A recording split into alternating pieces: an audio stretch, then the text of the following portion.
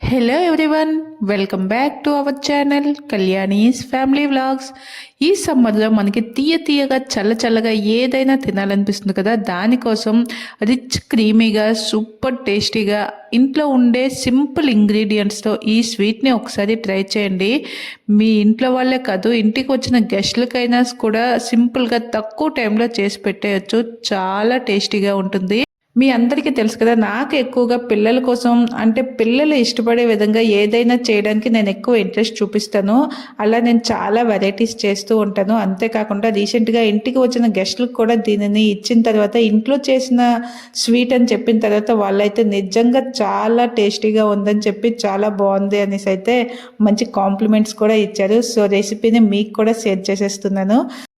ఏదైనా ఒక వెడల్పుగా ఉండే గిన్నెలోకి 1 లీటర్ పాలు వేసి అవి చిక్కగా అయ్యే వరకు మరిగించుకోవాలి. ఈలోగా ఒక చిన్న మిక్సర్ జార్లోకి కానీ బ్లెండర్లోకి కానీ 5 నుంచి 8 కాజులు, ఆల్మండ్స్, అలాగే మనకి బ్రెడ్ పైన స్టార్టింగ్ లేయర్ ఉంటుంది కదా, కొంచెం హార్డ్ లేయర్ అనేది, ఆ బ్రెడ్ హార్డ్ లేయర్ స్లైస్ని కూడా వేసి కొంచెం పౌడర్ లాగా ఒక మిక్సీ చేసుకోవాలి.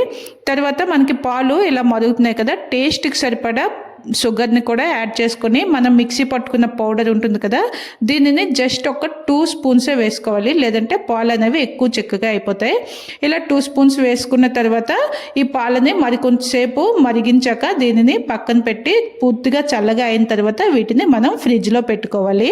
ఇంకా మిగిలిన పౌడర్ ఉంటుంది కదా, దాంట్లో చూసారు కదా, ఇది నేను ఒక 100 గ్రామ్స్ ఆఫ్ పన్నీర్ తీసుకున్నాను. అలాగే ఒక 100 గ్రామ్స్ కోవా అనమాట. ఈ కోవా అనేది స్వీట్ కోవాయే, చప్పటిదైతే కాదు.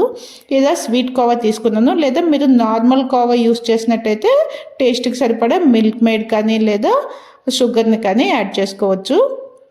దానిని కూడా ఇలా ఇంకొకసారి బ్లెండ్ చేసుకొని జస్ట్ మరి పేస్ట్ అవసరం లేదు, జస్ట్ ఒక్క పల్స్ ఇచ్చిన తర్వాత దాన్ని పక్కన పెట్టుకొని ఇప్పుడు మనకి ఎన్ని స్వీట్స్ అయితే ప్రిపేర్ చేయాలనుకుంటామో అన్ని స్వీట్స్కి సరిపడా అంటే ఒక స్లైసు ఒక స్వీట్ చేసుకోవచ్చు అనమాట. అలా మనకి ఎన్ని అవసరమైతే అన్ని బ్రెడ్ స్లైసెస్ని తీసుకొని వాటి ఎడ్జెస్ అన్నీ చూపించిన విధంగా నీట్గా కట్ చేసేసుకోవాలి. కట్ చేసుకున్న తర్వాత చూపిస్తున్నాను కదా, ఇక్కడ మంచిగా ఇలా ఒక స్లైస్ని మనం రొట్టెలు ఎలా అయితే చేసుకుంటామో అలాగా ఆ రోలర్తో దాన్ని పల్చగా అయ్యేలాగా ఒక్కసారి గట్టిగా ప్రెస్ చేస్తూ నొక్కి ఒక్కసారి వత్తాలన్నమాట. వత్తిన తర్వాత మనం ముందుగా ప్రిపేర్ చేసుకున్న ఈ స్టఫ్ ఉంది కదా, ఈ స్టఫ్ని ఆ స్లైస్ మధ్యలో చక్కగా పెట్టేసి స్లైస్ని అలా రోల్ చేసుకుంటూ ఇలా మనం ముందుగా వేడి చేసి మరిగించుకొని చల్లార్చుకున్న పాలలో ఒకసారి డిప్ చేసి పక్కన పెట్టి ఉంచుకోవాలి. ఇలా మనకి ఎన్ని స్వీట్స్ కావాలనుకుంటామో అన్నింటినీ కూడా ఇలా ఆ బ్రెడ్ స్లైసెస్ మధ్యలో ఆ స్టఫ్ని పెట్టి వాటిని అలా రోల్ చేసుకుంటూ వాటిని అలా పాలల్లో డిప్ చేసుకొని, పాలు అనేవి వేడి చేసి చల్లగా అయిపోవాలి, వేడి పాలల్లో ముంచుకోకూడదు. చూసారు కదా, నేనైతే ఇక్కడ ఈ స్వీట్స్ని ఇలా ప్రిపేర్ చేసుకున్నాను. తర్వాత మనం ముందుగా ప్రిపేర్ చేసుకున్న ఈ మిల్క్ ఉంది కదా, మిల్క్ మిక్చరు, ఇదైతే మనం ప్రిపేర్ చేసుకున్న తర్వాత బాగా చల్లగా అయ్యాక ఫ్రిడ్జ్లో పెట్టుకోవాలి.